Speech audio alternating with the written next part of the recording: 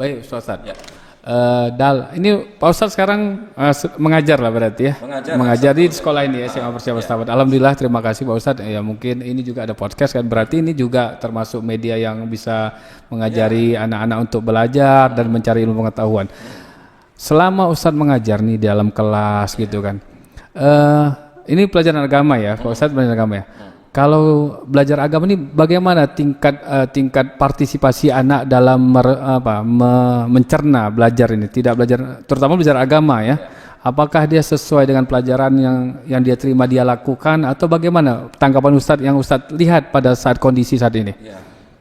Kalau dalam pelajaran agama, sambutan siswa kita baik.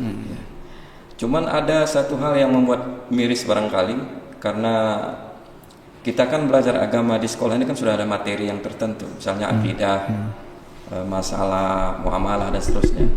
Tapi kadang-kadang mohon maaf dari sisi bacaan Qurannya masih banyak yang terlalu. Oh iya. Jadi kalau kita sampaikan bacaan Qurannya nggak bagus, bagaimana dia sholatnya kan gitu. Bahkan pernah kita tawarkan anak-anak yang dari sekolah ini yang belum bisa baca Quran, silakan datang ke KUA untuk tahsin Al-Quran. Oh, ke kantor Ustadz ya. Karena Ustadz aktivitasnya di KUA ya. Kan di situ. Jadi, udah dipersilahkan datang, untuk belajar ya. Iya, untuk memperbaiki bacaan Quran. Lagipun Ustadz, di sekolah ini juga ada istilahnya eskul ya, ekstrakurikuler untuk membaca Al-Quran, dan juga silahkan untuk siswa. Ya, silahkan sebenarnya.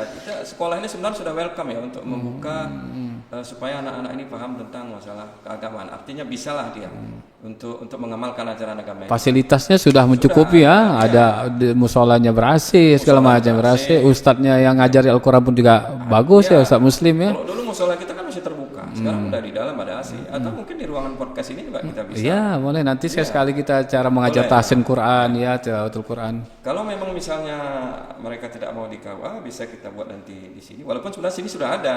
Ya, tapi kan ini kan Ustadz, ini kan sekolah ini kan sekolah umum, sekolah swasta. Artinya kan bolehlah kita mengajar Al-Quran, tapi kan tidak ada jam pelajaran. Maksudnya tidak ada roster pelajaran khusus membaca di luar ya kan.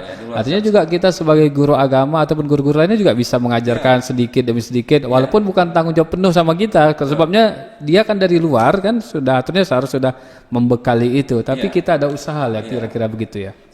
Khususnya saya kebetulan kita memang orang lapangan, bagian bimbingan penyuluhan agama.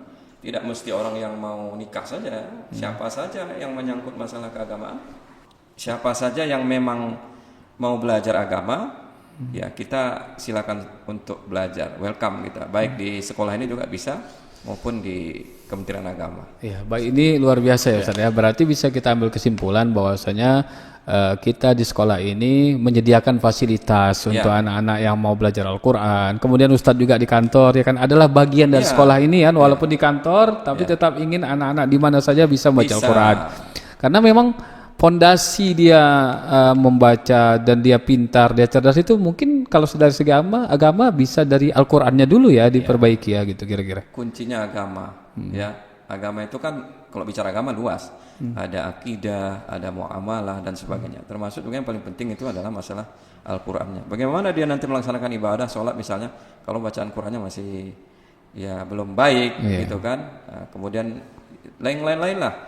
Tapi saya yakin kalau di sekolah kita ini memang sudah berusaha untuk itu. Iya, alhamdulillah ya Ustaz ya. Bahkan ada guru kita sini ada beberapa, bahkan tilawah pun ada. Kalau yang sudah ada pandai baca Quran bagus, ada belajar lagunya ya. Bahkan itu disiapkan oleh sekolah. Tapi kadang-kadang ya kembali lagi kepada siswanya ya. Yang kita harapkan juga adalah motivasi dari orang tua. Jadi tidak sampai hanya di sekolah saja, harus ada dorongan dari orang tua untuk lebih giat lagi belajar. Tidak saja belajar kalau ini namanya sekolah umum, tapi juga belajar masalah agama. Apresiasi diberikan sekolah kepada anak-anak yang pandai baca Quran juga ada, seperti perlombaan-perlombaan mereka dapat hadiah ya Ustaz ya gitu. Kemarin kita Maulid, tidak pun kita mengadakan ada penceramah, tapi kan kita mengadakan lomba untuk mengadakan Maulid itu, dan siswa kita beri apresiasi. Gitu. Hadiah-hadiah ini kan untuk salah satunya untuk membangkitkan semangat mereka, walaupun sekedar hadiah lah untuk kita ingat jasa mereka kemauan mereka untuk baca Al-Quran gitu Ustaz. Baik Pak Ustaz, terakhir nih dari saya, apa harapan Pak Ustaz? Pak Ustaz udah berapa tahun ngajar di sini kira-kira? Kalau dari 96 udah berapa tahun tuh ya? Dari yang setelah PNS itu Dari setelah PNS sekitar 2015 berarti sudah hampir 9 tahun ya. Oh, udah lama ya. periode kedua. Ini berarti ada perkembangan yang Pak Ustadz lihat ya kan setiap tahunnya. Apalah harapan Pak Ustadz kepada siswa-siswa kita ataupun kepada pendidik, kepada seluruh sivitas yang ada di sekolah ataupun masyarakat luas tentang pendidikan ini, bagaimana dia agar tetap terpaut kepada agama dan tidak lupa dengan tujuannya untuk meraih dunia ini untuk tercapai akhirat. Apa Pak Ustadz Pertama kira-kira? harapannya kepada keluarga untuk memotivasi anak-anak kita supaya terus giat belajar. Ya walaupun kita di sekolah umum tapi kita di sini juga ada belajar agama. Yang kedua, guru juga harus bisa menjadi contoh tauladan. Nah, jangan kita hanya sekedar mengajarkan tapi juga tidak bisa mencontohkan. Jadi guru itu harus jadi panutan. Kemudian harapan kita kepada anak-anak, Kepada siswa. ya kepada siswa tentunya jangan bosan. Ya, kalaupun kadang guru itu seperti misalnya agak-agak marah, tapi sebenarnya bukan ingin memarahi yang tidak baik gitu ya, tapi itu adalah untuk sesuatu kebaikan bagi dirinya supaya dia ingat nanti bahwa setelah dia dewasa, oh rupanya ini yang disampaikan para guru-guru kita waktu sekolah dulu gitu. Iya, berarti kita ini ingin yang terbaik lah. Terbaik. Terbaik. Kita sudah sediakan fasilitas di sekolah ini untuk belajar Al-Quran, kemudian dan juga ada juga kita setiap pagi ya di sini. Setiap pagi kita baca doa, kemudian ada Quran ya sebelum belajar. Kemudian setelah pulang kita juga baca Quran. Bahkan bel kita sendiri kan itu bunyinya untuk yang mengingatkan terkait dengan agama. Ada bahasa Al-Qurannya, ada bahasa Inggrisnya kadang ya kan. Nah, jadi udah lengkap sebenarnya fasilitas yang diberikan oleh sekolah ini.